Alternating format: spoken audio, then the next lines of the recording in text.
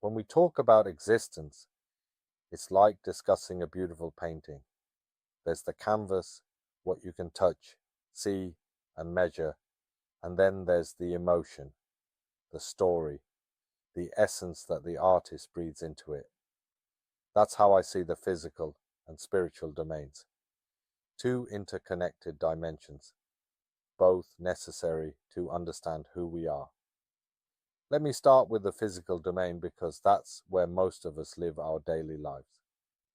This is the world of the five outer senses: sight, sound, touch, taste, and smell. It's the tangible reality we interact with.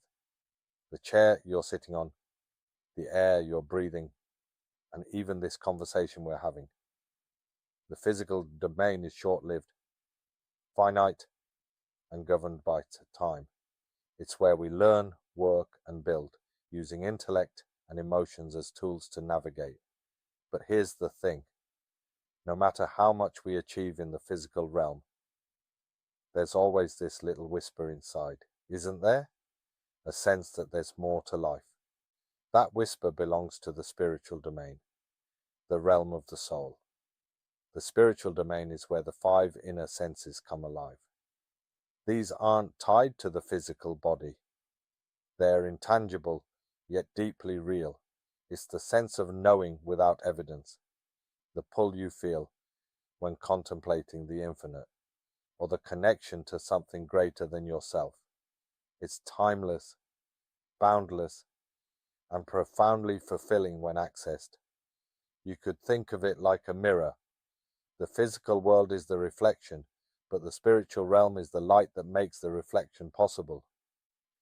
Without understanding this light, your soul, you'll keep polishing the mirror, wondering why the image still feels incomplete. Now, the question that naturally follows is, how do these two domains interact? This is where life gets truly fascinating. The physical and spiritual aren't separate. They're two sides of the same coin.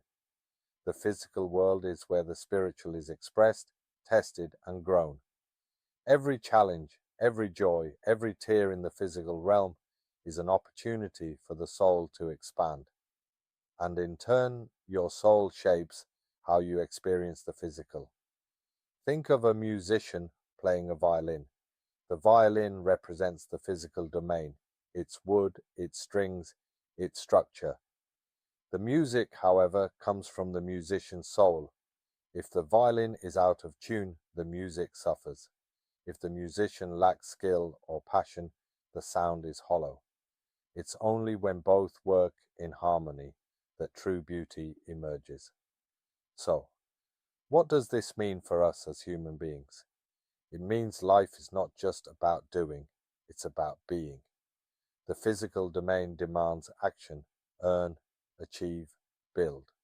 But the spiritual domain asks us to pause, reflect, and connect, to discover who we truly are beyond our roles and achievements. When you harmonize these two dimensions, you're no longer just surviving, you're truly living. And here's the powerful truth. That harmony doesn't come from a user manual. It's a deeply personal journey. For me, it started with asking the simplest yet most profound question: who am I? Not what I do, not what I own, but who I am at my core.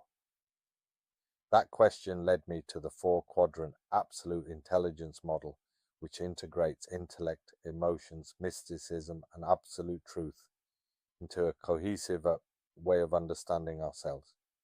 The physical domain is like the surface of the ocean, beautiful, dynamic, sometimes turbulent.